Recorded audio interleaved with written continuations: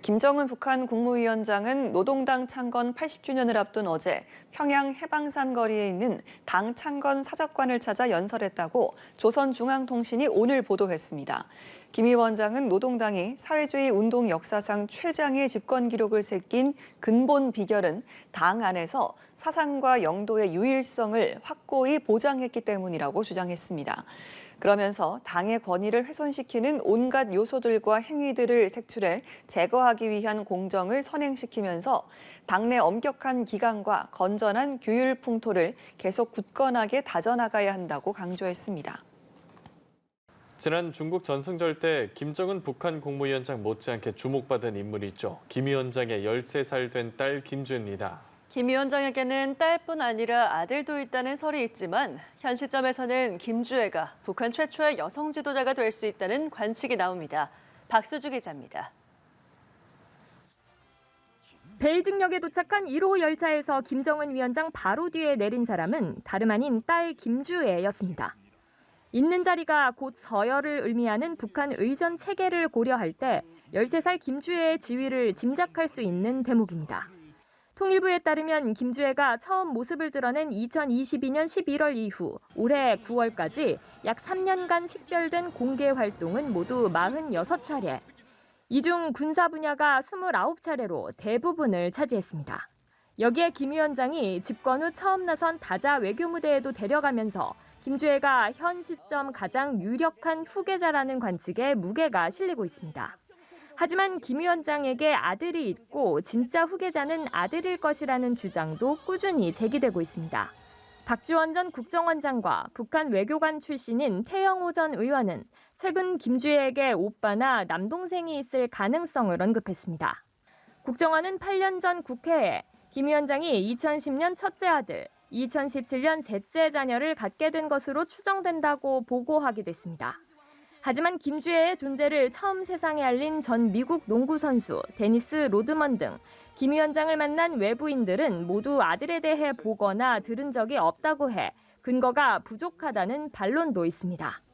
2018년에 문재인 대통령이 김정은 총비서를 만나는데 그 당시 김정은 총비서 뭐라고 얘기를 하냐면은 내게도 딸이 있는데 딸 세대계까지 핵을 머리에 이고 살게 하고 싶진 않다. 아들이 있다면은 김정은이 내게도 자식이 있는데 자식 세대계까지 이렇게 얘기를 했겠죠. 그러니까 2017년생 자식도 딸이라는 거죠. 김 위원장은 현재 40대 초반의 나이로 후계 구도는 좀 더 두고 볼 필요가 있다는 지적도 나옵니다. 연합뉴스 TV 박수주입니다. 민족 최대의 명절인 추석에도 북한은 노동당 창건 80주년 분위기를 끌어올리는 데 주력하고 있습니다. 평양에선 경축 행사를 위한 각종 전시와 영화 상영이 이어지고 있습니다. 양소리 기자입니다. 북한은 추석 당일에도 노동당 창건 80주년 행사를 준비하는데 더 분주한 모습입니다. 평양에서는 당 창건 80주년을 축하하는 각종 미술 전시회와 청년 중앙 예술 공연, 토론회까지 열리며 분위기를 끌어올리고 있습니다. 조선중앙통신은 10일 예정된 당 창건 80주년 기념일에 성대한 경축 행사가 진행된다며 산업 현장에서 모범을 보인 노동자와 공로자 등이 행사에 초대됐다고 전했습니다. 노동신문도 팔레스타인, 나이지리아 대통령과 라오스 국가주석 등 해외 정상들의 꽃바구니가 속속 도착했다고 보도했습니다. 반면 추석 관련 소식은 관영 라디오 방송과 노동신문이 추석 명절의 풍습을 간략히 전하는 데에 그쳤습니다. 2019년까지 추석 때마다 방송했던 전국 민족씨름 경기대회 중계나 우리의 현충원격인 대성상 혁명열사릉에 김정은 국무위원장이 조화를 보내는 행사도 북한 매체는 보도하지 않았습니다. 대신 4일 개막한 무장장비 전시회인 국방발전에 김 위원장이 직접 참석해 기념사를 했다는 보도와 함께 김정은 동지께서는 핵 억제력을 근간으로 하는 국가의 군사력 구조를 부단히 현대화, 고도화하여 온 중대 사업의 최근 교리실들이 집결되어 있다고. 북한 신형 무기를 소개하는 영상이 강조됐는데 추석보단 노동당 창건 행사를 부각하기 위한 의도로 보입니다. 북한에서도 추석은 명절이긴 하지만 3일간의 공식 연휴를 보내는 우리와 달리 음력 8월 15일 단 하루만 쉽니다. 이틀간의 연휴가 보장되는 김일성, 김정일 생일에 비해 그 중요도가 상대적으로 낮은 겁니다. 북한에서 추석은 봉건주의 잔재라는 이유로 1967년 폐지됐다가 암암리의 성묘가 계속되자 1988년 다시 명절로 지정됐습니다. 조용한 추석과 달리 당 창건기념일 당일에는 대규모 열병식을 비롯한 성대한 행사가 진행될 걸로 예상됩니다. 연합뉴스TV 양소리입니다.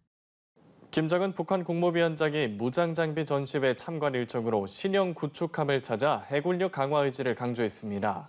특히 북한 매체는 김 위원장이 이 함정에 올라 주요 무장장비를 보고받는 장면을 공개하면서 북방 한계선 NLL 부근 전자해도를 노출하기도 했는데요. 함정 공격 능력을 과시하기 위한 의도로 보입니다. 신서롬 기자입니다. 김정은 위원장이 직접 올라 둘러본 5,000톤급 신형 구축함 최연호의 전투 통제실. 통제실 곳곳에 설치된 모니터에서는 살짝 흐릿하게 처리됐지만 서해 북방 한계선 NLL을 경계로 한 서해 지역 해도의 윤곽은 또렷이 보입니다. 김 위원장이 전자해도가 띄어진 모니터를 배경 삼아 함정 지휘관으로부터 보고를 받고 뭔가 지시하는 장면도 눈에 띕니다. 이를 두고 북한이 서해 NLL 부근에서 함정의 공격 능력을 과시하려 의도적으로 전자해도를 노출했다는 관측이 제기됩니다. 북한의 첫 번째 5,000톤급 신형 구축함의 성능과 작전 수행력을 공개해 남한 측에 위협을 가하는 동시에 해양 전력 확대 의지를 거듭 보여주려 한다는 겁니다.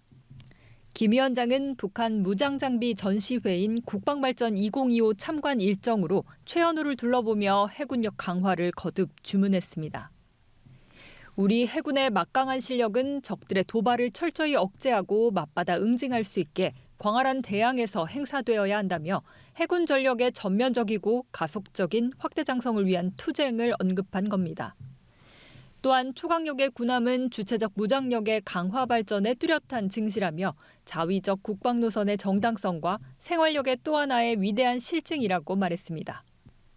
북한은 지난 8월 초부터 최연급 구축함의 수직 발사대를 집중 정비하고 주요 센서와 무장을 검증하고 있는 상황.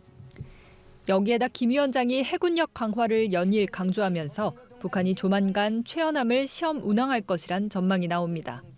연합뉴스TV 신세롬입니다.